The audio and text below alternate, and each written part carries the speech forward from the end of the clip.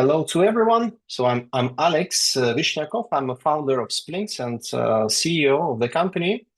And if you have been working with us for a long time, you probably know me and you know my team. If you just started with Splynx, Vlad is our marketing manager and the person who is responsible for all the events and all the online and offline things and all related to marketing. Chris is a product manager of Splynx and also person responsible for deployments. He actively is involved in all migrations when people start working with Splynx.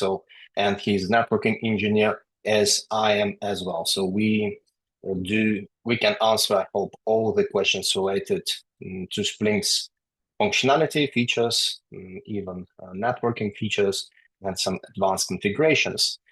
During this webinar, I hope it will take 1 hour, no longer. We don't want to waste a lot of time, your time, and thank you for joining us.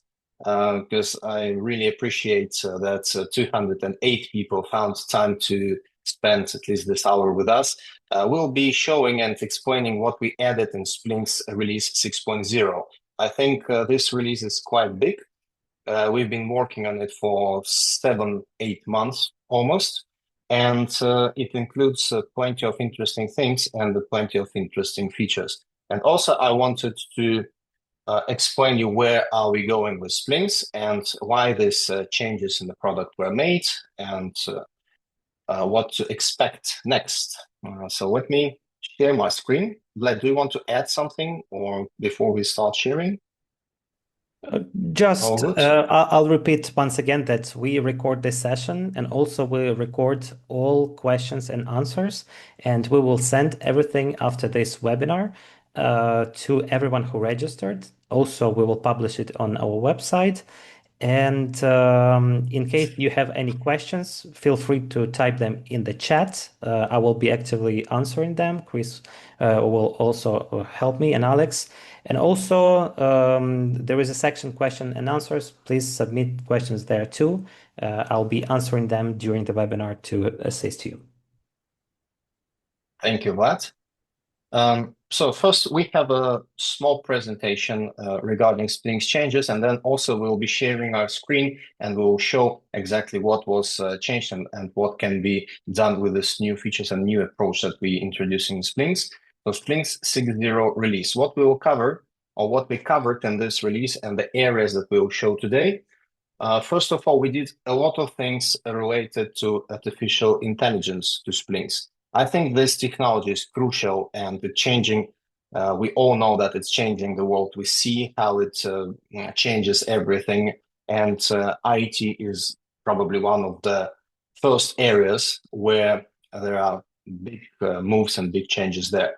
And of course, in the software development area as well. So that's why, starting from the beginning of this year, we put a lot of efforts and tried to do to make Splynx, if we not say AI native, but AI fully ready and prepared for this transition when AI is now surrounding us everywhere and becomes part of our daily routine and daily lives. So that's the first part that we'll be showing you, built with AI. We created several MCP servers in Splynx, and also we added some AI features inside of the product. I think that this approach and adding AI features to Splynx allow us to deliver the product that is fully customizable for our clients. So fully tailor-made platform. So it means that if there are some missing features, now it's much easier to develop and deliver these features, even if it's not required by a majority of Splynx users. So it can be done by the team or by one person that can do vibe coding, and he can connect modules to Splynx. So we created tools for it, or it can be done by our team as well, much quicker than it was 2 years before. And Splynx, we call Splynx ISP framework because when we launched it over 10 years ago, the idea was to create a core platform that every ISP can use, and it doesn't matter where he comes from. As we can see now, we have customers from around 50 different countries, And for us, the main goal is to deliver the software that this particular ISP and business can configure and set up accordingly to his law requirements, to his business processes that he has in the company. So, and always we were limited, let's say, in certain way in the full customization because of the lack of resources of the developers. Always we had to spend time. And so if some customer came and say, yeah, I like everything what we have, but there is a missing integration with my LTE provider. There is a missing integration with some GIS platform. Can you do this? And we had always limited resources. Okay, we are not that small team. We are 60 people in the team. Majority are developers and engineers, but still we are not able to maintain the whole core and also develop additional things. Now with the AI and live coding, that becomes much easier, and we made Splynx ready for this change. So now I hope that all these changes, customizations, integrations will be much easier to deliver. And that's what we will be talking about in the first section, in the MCP servers and Splynx AI. The second one part, we designed a sign-up flow and some coverage that will connect with the GIS platforms. Also, we added electronic signature engine, so that will allow your customers to sign the contracts that are compliant with the law of your country. Also, we plan to launch the GIS platform that will be fully connected with Splynx by the end of this year. Hopefully, we will be able to meet this deadline. But already we have everything, let's say, ready to connect Splynx with third-party GIS platforms and have your coverage and the maps inside of the platform, and then build sign-up forms, show it on the website. Customers can choose. This will be showing Chris. Then how to reach customers better. We created mobile app for communication. We made WhatsApp mass sending. So there was one question: do you have WhatsApp mass sending? Yes, we do, and this will be discussed in the third part of this presentation. Then also we improved Splynx, and we are continuously improving it, and that's what we will mention in the fourth and fifth part. And the fourth part, that we connected like network sites, inventory, and all the things together. Some parts that were disconnected, now we try to have them all linked together. And number 5 is we rewrote, and we will be rewriting some parts of our platform to become more scalable. So some technologies like if we used Perl or PHP somewhere, we are replacing by very fast languages like Zik. It's a new kind of programming language that is similar to C++ in terms of performance. So these are the 5 parts. I will start with MCP server and show you a few examples of how it can be used. And as I said, there are actually 3 AI parts. So the first one is the MCP server itself. So if you can see here, the Splynx MCP server. Then we have the second MCP server that is called add-ons MCP server. This is the MCP server that helps to build custom integrations and add live coding to Splynx. And then we have Splynx AI. There are some features of AI that are inside of the platform. So Splynx MCP server, what is the MCP server if you never heard about it and still didn't have a chance to touch it and to work with this technology?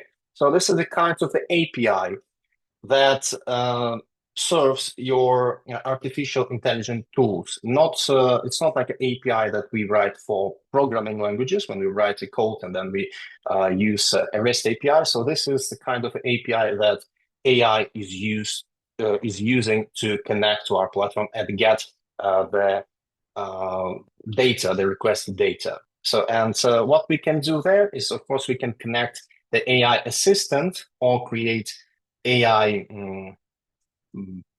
agents or create some flows, and that will work directly with your Splynx platform. I wanted to share my experience because I work with this, and I wanted to show just how simple and easy is to use this MCP server. So if I'm pretty sure that majority of our customers, they have been using already some kind of ChatGPT or any similar AI engines.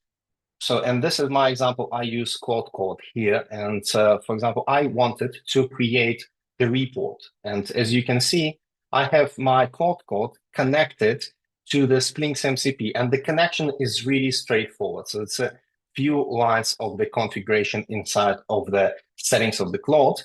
And when I have this done, and I do authenticate in Splynx as myself, I can use API tokens, but I did it as a user inside of the Splynx server. So, and that's what you can see I do. Can you check how many customers were added in August and group them by the location? And please show me how much do they paid and how many customers we lost. So this type of interaction I start doing with my AI engine and Anthropic and Cloud Code here. And then you see all the communication. It shows me the report and I ask about more questions. Okay, can you please check this? Can you please filter this? And as a result, I receive this type of report that I will show you. And you can see that I took some mixed data of our customers, so to not show real numbers of anyone, because this is not allowed by any privacy law in any country. So that's why it's a bit of a fake data, let's say. But this is the report that was created for me. It can be created in PDF, it can be created in HTML, or even the cloud can create for me the dashboard that will be automatically updated every day, for example. And that's an example. You can see it showed me that I got 143, 7 customers. So I took it from several databases. I took it from the first January of 2026. And it says, okay, you got these customers. This is your monthly recurring revenue that you get per month. And this is your customers that you lost. And this is monthly recurring revenue that you lost. And then it does more analysis based on my metrics. It says, okay, there is a chart for you. So this is how many customers you were adding and losing during the period. And I see that here finally, my company started to get more clients that we lost starting from June and July. And then it shows me also how it affects my revenue on a monthly basis. What tariff plans and what zones, because you see, so I hide here the names of the cities where this company operates. So and then I say, okay, this is the zones where I operate. Can you show me where did I connect more customers and where I was not that successful? So this kind of very easy to report, the cloud code created for me in 5 minutes, say maybe in 10 minutes. So then I got the same regarding my lost customers. So it gave me the full overview. What is going on? Where did I lose customers? Why do I lose them? Because I also have the reasons for cancellation. Some of them didn't pay, and some of them switched provider, some of them relocated, etc. So because it can read the tickets, it can read all information that's inside of the customer profile. And then revenue impact. So you can see how much money did I lose or gain in the year in terms of this. If we look at all this data, and then so this is a very simple way to get any kind of report that you need.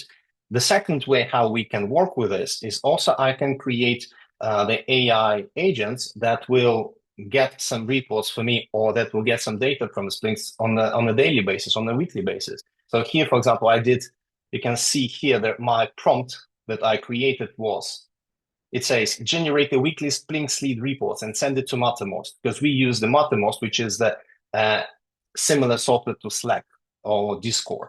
So, and generate weekly, and then I described exactly what it should use, how to calculate it, what to compare. And again, Cloud Code helped me to write this prompt before I upload it to it. And then as a result, I get every week this kind of report. So you can see that I created a special channel in my Mattermost, and that I received this report. So this is, I created just, for example, to show you how many leads in this database were created from the beginning of 2026, but this can be automated, and this report can be sent to me every single week. Also, I get the same thing regarding my installations, about my failed installations, about my issues with scheduling jobs with my technicians. So all those things I can track. So and I can analyze them, and AI agents. So I can have multiple AI agents that do it and send me these reports to Telegram, to Mattermost, Slack, Discord, or any other platform that has this kind of simple API where we can push the data. So, and I think this is just a start, because when we launch this MCP, and now I'm showing how to start working with this, obviously the idea that I have is how we can automate the flow inside of the Splynx. So we always had to do some kind of webhooks work and maybe some additional scripts and modules. But now with using this AI, actually we can delegate it to the AI agents to do this work for us. So I mean, we can create the agent that will do the onboarding of new customers. So when customer is created, when lead is created, so it will send a notification immediately to the group or the channel that this lead was created. It will assign it to proper account manager. Then it can create a ticket. It can prepare the contract with the tools inside of the Splynx, and the account manager or the sales manager just opens the customer with all pre-configured and defined steps already with the contract and quote pre-configured everything, and he just confirms it, and everything is sent to customer. When the customer is on board, when the customer is signing the contract and he says, yes, I would like to be your client, then again, the new agent can call another action that says, okay, we need to create a ticket for him to send him in the status about his installation, and then we can create a scheduling task for him. So these things, I think, is the next step where we can go with this MCP server and bring and make the automation to ISP network. And this MCP server is the first part of AI integration that we brought to Splynx. The second part is that we can build add-ons with AI. So the report that I shown you, or this automation that I show you, so it doesn't sit directly in Splynx, but we can take, and if we want to have this report and display it as a dashboard inside those Splynx, we can do it as well. And for that, we have the add-ons with AI, this MCP server that will help your AI engine to develop inside and put the things inside the Splynx. Chris, I want to give a word to you now. So if you can, and I will stop sharing my screen, if you can show your examples, because Chris also works a lot with this AI technology, and he does a lot of vibe coding. We do a lot of internal projects with this because we use Splynx for our own needs. So Chris, please show and Okay, so the basic idea behind it is this is the secondary MCP that we created. This will help us to understand the architecture and understand the processes that are involved in building a integration or add-on or a module that Splynx already understands from day one. So it knows how the backend of Splynx works. It knows how the code should be written. It knows what features, functions, and information is available and where to get it.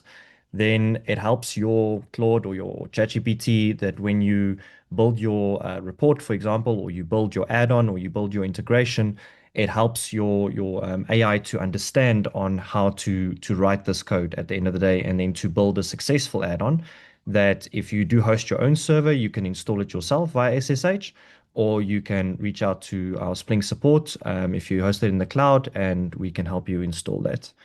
So just one or two examples of reports that we have built. These are internal reports, so they are reports available within your Splynx instance. For example, this is a report where a customer wanted per company, they wanted the revenue, and they wanted that revenue per month so that they could report on that for basic tax and reporting purposes. And then another one was where we have, for example, a debtors report where we had an original report, which is an age analysis report. But next to that age analysis, the customer wanted a whole bunch of different data as well to understand, for example, what is the customer's latest payment transactions? What is their latest invoice status? Which customers are overdue? Which customers are newly installed? Which customers are about to churn?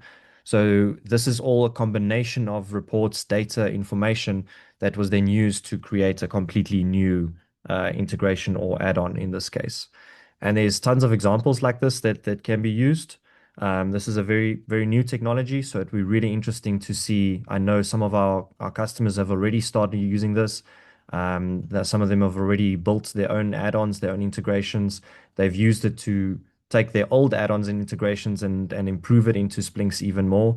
So it'd be really interesting to see what customers will be building with us going forward. Then a new topic for us as well is AI within Splynx itself. So this will be natively within Splynx, our functions and feature sets where we will improve with AI in the background. So you can connect your own AI, which is OpenAI or Claude or ChatGPT, as well as use the Splynx hosted AI. So where we've started with this is, for example, with tickets. So the idea is that a ticket will give you a ticket summary, or it can help you respond to that ticket. So, for example, if you've written a certain reply and you want to either polish that or shorten or elaborate on that response, you can use the AI functionality to improve your skills when it comes to writing. This will obviously be improved with time. So it'd be great to get feedback from our customers on where do you think we should implement the next AI features. Be really interesting to get feedback as time goes. Then I think we will jump into the next module where we have signups and onboarding. So we'll focus a bit on this because this was for many years was a difficult topic. We had a small little sign up flow that wasn't really much of a form. It was just a one pager, had no coverage, had no flows, wasn't very customizable, but it did the job for a lot of people. So what we wanted to achieve with this is we wanted to have a end-to-end customizable workflow. As we know, different companies have different needs and different requirements. So we wanted it to be customizable. We wanted the customers to be able to inject new features. Some of them wanted checkouts, others didn't want that. Some of them wanted debit order sign up, for examples. Others wanted coverage maps. Others wanted B2B or B2C. So we wanted it very customizable. So across the board, we wouldn't have to sit with any sort of customization that would be required after the fact. So we spent quite a few months on building this, and we'd like to give you guys a demo on this. So first of all, where we'll start with is you can see coverage maps. So what we decided to do, we decided to build with KMZ and KML. So these will be KMZ, KML coverage maps that you generate either with your own wireless tools. We support wireless coverage from several different vendors.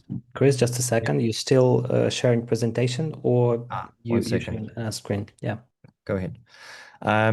Yeah, so coverage, what we'll do is there we have coverage maps, for example, wireless coverage, so that you can generate your own wireless coverage. For example, Cambium Link Planner or Ubiquity's design tool. You can generate your own coverage and upload that into the system, either as KMZ or KML. You can also do polygon-based coverage, where you just draw an area in Google Earth, for example, or Google Maps. We're also supporting fiber coverage, where, for example, with Aussie Maps or Vitro, where you'll actually have the lines in the street, and then the customer will drop the pin, and we will draw a 50-meter or 100-yard radius around the customer pin drop. And if it overlaps with that coverage, we know that we can do the install. And lastly, we will also do pin drop based coverage. So we know that a lot of third-party companies are selling coverage in terms of pin drops, so drops that are already installed. So if your pin drop is within 50 meters, for example, of a different pin, then it will also tell us that there's coverage. So with all of these coverage maps, we load them into the system. We link them with the tariff plans. We link them with the sign-up flow and with the different technology stacks. And that gives us a very clear indication on with certain maps that are linked to certain tariff plans, linked to either home or business use, linked with their own filter and filter categories. So as we can see here, we can either click on the map to place our pin. We can zoom in. We can see that we have satellite coverage. We also can enter our address. We can also say use my current location. But in a nutshell, it will tell us that we have coverage. We can then go ahead to confirm. We can see our filter categories on the right. For example, here I have fiber and wireless. And I can also say, for example, show me month to month or 12-month or 24-month plans. So here we can see our plans. And then we can also choose between home or business. So here we can see our business plans. Here we can see our home plans that are available. And according to what we configure on the tariff plan, this will automatically populate. So if we do have a price increase, for example, or we decide to change the label or the naming, this will dynamically update in the sign-up flow. So there's no further development needed once this is live. So then we can select our plan that we want to proceed with. We can submit our information. So here we can decide, you can add your own fields. You can add which fields are required, different types of fields. There is your standard system fields as well as your additional fields that can be added. Also, again, different types of fields. So there's your normal Booleans, your strings, your numeric fields, and then also your upload fields. So this is very important in terms of legislation. So many countries require additional files to be uploaded, for example, proof of ID or proof of residence. So we can mandate that and set it that as a hard requirement in order to proceed with the application. Now, in South Africa, we have an additional step, for example, and we've implemented this for other countries that do have debit order requirements as well, that they would need to submit all their information in order to sign up for the electronic mandate, as an example. This we will quickly check with our phone numbers correct.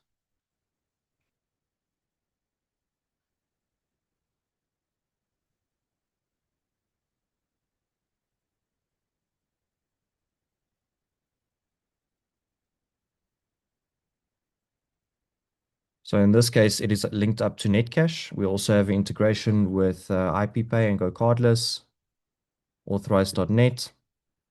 So it will send us a one-time PIN.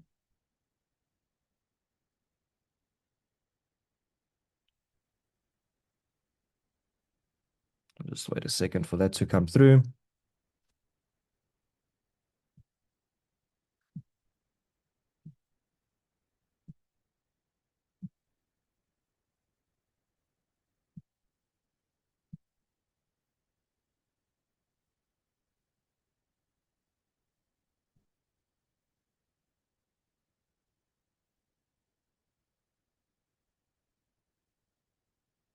Okay, I think we will skip this step for now. It's just taking a second to go through. So what we'll do is in our sign up flow, because it's dynamic, we can chop and change the workflow on the fly. So we can just skip that step and continue. It's good to mention that it's not our issue currently. Yeah, Netcash is not sending, it's not sending a code. It's a Netcash that's giving us a bit of trouble. So this is the next step in terms of choosing additional services. So as we know, choosing internet services, we always have add-ons. So we have routers, we have services that we do as value adds. We have rental equipment, for example, that we are selling. So this allows us to add additional equipment, additional services, and it gives us a nice breakdown on these are my recurring charges. This is my one-time charges, my totals, and my total due today. And then as ISP, you can further decide whether you want this as a online checkout in terms of just completing the order, or do you want a checkout in terms of the customer has to process the order right now and they have to pay for it upfront. In this case, you could have a payment gateway linked to this as well.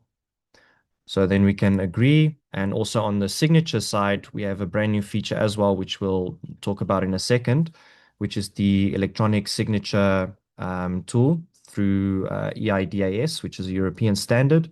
So this is capturing the electronic signature as well as all the details about the session. So then we can complete the order. And then we will also receive a notification on our new mobile app. We have a new comms app, and we will see that that notification will come through and that a new customer has been created. So we'll see on our tickets, for example, here's a brand new ticket that's customer that signed up. Here's all the details, what they ordered, the quote number. So if we now go to that lead, in this case, we created it as a lead, but we can set it that it goes through as a customer as well, for example. So we can see the quote that was generated. There's the quote. It's already been accepted because it's already been signed. Under documentation, there's our contract that's already been signed. And if we go here to the electronic Chris, signature, we are not seeing it now because you are now sorry about showing that. different. Yeah, now I So think it's fine. yeah, so here we can see the service agreement. We can see that the electronic signature has been captured with the hash value, document history, the IP addressing, the browser, and all the electronic signatures are captured via the new integration. So in a nutshell, this is allowing us to get rid of a lot of paperwork, allowing a lot of mundane sign-up work to now be completely do away with, and yeah, freeing up a lot of space, a lot of time, um, and allowing us to focus on actually growing the business. So again, there's a lot of functionality, a lot of flexibility with this flows. You can fully customize it to your look and feel. So you can upload your own logo, do your own colors, you can do your own SEO and marketing regarding the page. On the plan selector, you can configure your plans. There's also auto service setup. So we'll see on this latest customer that we just created, it's automatically created the service already. So there's my internet service that's been auto created in a pending state, as well as my recurring service, which has been created automatically, which was my add-on.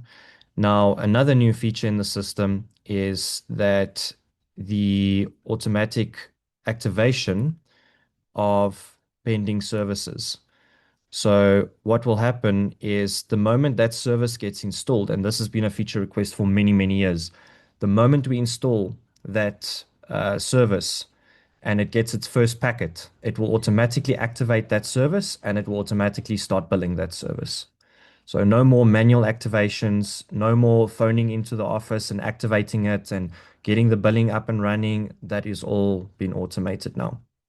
So that is a huge new feature just with one toggle, also saving us a lot of time. Just coming back to our sign up flow. As I mentioned, we have the filter categories whereby we can categorize our plans and our additional package builder. Then with our sign up itself, we can drag, drop, and reorder our actual flow and say whether it's required or not, and also add new fields. We can also, with the checkout, we can select a payment gateway, or we can also enable the electronic mandate sign up, as well as an additional one-time password to avoid any sort of bots signing up to our services. That will just do a one-time password via SMS or email. And then just lastly, our notifications. So that's in a nutshell the new sign-up flow. I think we discussed most of this now in terms of converting new prospects. So we mentioned the coverage plans. This allows us to actually check the coverage. So now with more certainty, you can say, listen, we've already pre-qualified this customer, or you know what, we still need to do a feasibility. So let's log it as a lead. I forgot to mention, if you do select a area outside of the coverage zones, it will automatically direct you to a leave your details section. So we don't want to lose those leads. We still want to keep them in the system. And then with time, if we do expand into that region, we can communicate with them that we now have services in your area and that they can sign up. We also mentioned on electronic signature that it is now tamper-proof in terms of the security certificates that we've installed by default in the system. So that's been taken care of. Then jumping into the third new category. So reachability of customers. So first of all, we have WhatsApp mass sending. So the idea with this is a few things. So we wanted WhatsApp mass sending as a native feature inside of Splynx. However, we still needed to comply with all Meta's rules and regulations. So Meta is clamping down daily on spam and any sort of illicit sending of messages. So we had to build in a few things. First of all, we started with the stop and start, which is the opt-out automatic handling of messages. So on the bottom of any mass sending mail or a message, it will have a stop to opt out, and the customer can just type stop, and it will automatically stop that specific message coming.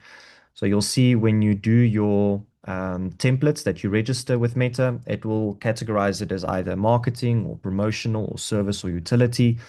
And according to that, it will then link it to the actual message you send it. So if a customer presses stop, they will no longer receive such messages. They can also control this via the customer portal. So they can log in and they can make changes to their communication preference management. And then we can also do the templates. That's where we send out the templates to the customers. So currently we only do it via mass sending. So if you have an outage, for example, or you have a promotion or offer, you can send that out to your customers and it can be fully audited and logged. And if your customer replies to that message, you can simply continue with the conversation as you were before. Then in terms of context communication preference, this is what we just managed or discussed. So you can see here with opt-in, opt-out. From an admin's perspective, we can see the customer's preferences. And then there's a click out to the customer portal because the customer portal is the only place where it should be allowed to edit these changes. Because by law, with a lot of countries, legislation is that only the customer should be able to edit this and not the admin. So that's why we placed it in the customer portal. Then in terms of the brand new Splynx Comms app, so many of you will know we already have a field operations app, we have a customer portal app. Now we have a third app because as we introduced WhatsApp, we realized that now we are locking people to their computer because to see these WhatsApp messages, they need to be at their computer all the time. So now if guys want to walk out, they want to take a break, they still have their phones with them, we have a brand new Splynx Communications app. So all of your WhatsApps, your emails, your tickets, they will all show here. And you can still communicate with your customers. So we would like it if you guys could test that out for us and let us know what your feedback is on that. It'll really streamline communication. Then in terms of connection of operations, here we have connected network sites across scheduling and inventory. So previously we could only connect a task to a customer or lead. Now, if we want to schedule a technician out to a network site, for example, a high site or a data center, you can simply select a network site and all the tasks under that network site will also be categorized as such. So you can see how many times did I visit this house site, this high site, who went there, what did they do. So we will accumulate all these tasks under the network site as well as inventory. So inventory can now also be linked to a network site. Before we only had hardware, but as we know, all hardware is inventory, but not all inventory is hardware. So hardware is, as we know, the monitoring side of things. Inventory is our asset management, but a lot of times these two overlap. So it's important that we keep track of both of them under network sites. And it's important that with this new feature, we also link them together. Because as we know, a lot of times these do overlap and we have a router that we've booked in, but we also want to monitor that router. So now when we book in a router or when we purchase a router, we have the option to add it as a hardware item straight away. We don't have to do it as a separate step anymore. We can also now link the two together because as we know, a lot of ISPs are already using our inventory. They're already using hardware. So no need to go and add them. We can simply link them to each other. And then I think we're going to go over back to Alex in terms of the multiple MPSK. This is a feature that we've worked on for quite a while. And we'll cut over back to Alex so you can tell us a bit more about this. Yes, let me share my screen quickly. Show you how this is currently working. So the MPSK is a technology that allows you to connect, for example, large buildings. Inside of these buildings, you have multiple or many units, like a kind of apartment. And the people that come there, there is a one Wi-Fi network that is spread across the whole building, and it's one SSID. But every customer that registers has his own password. So the logic is that I would, how can I share here? I'm sharing it, and I'll share my whole desktop. There is a flow. So, for example, the flow is that basically in each apartment there is a QR code, and when the new person who lives there, he enters to the apartment, or when he starts living there, he signs the contract.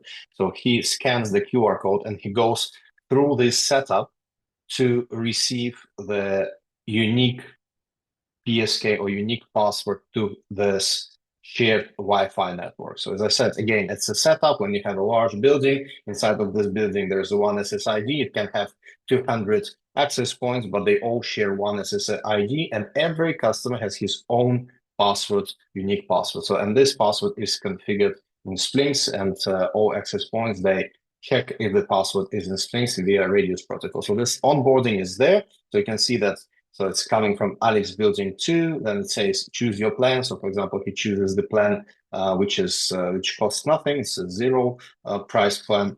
And then he says, okay, this is your personal information, set up your Wi-Fi password and leave it empty. And then I make a checkout. Again, checkout if I need to charge the customer. I just shown the example without connecting any payment gateway. But then if he needs to be charged, he can immediately enter his details, get 1 month's, basically usually it's 1 month's data under this plan, and then he scans this code to connect to the Wi-Fi with his password. So you can see there's a SSID, and then this is his unique password. So this is MDU setup, it's called, and it's used quite a lot in the United States. I know that we have several customers that requested it, and now we are doing quite a big deployment together with our customer in, I think in Las Vegas is the building is located, with many apartments. So it's a type of, let's say, maybe like a hotel hotspot, but a bit advanced.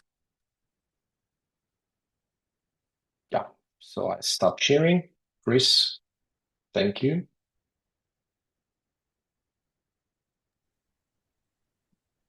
Second.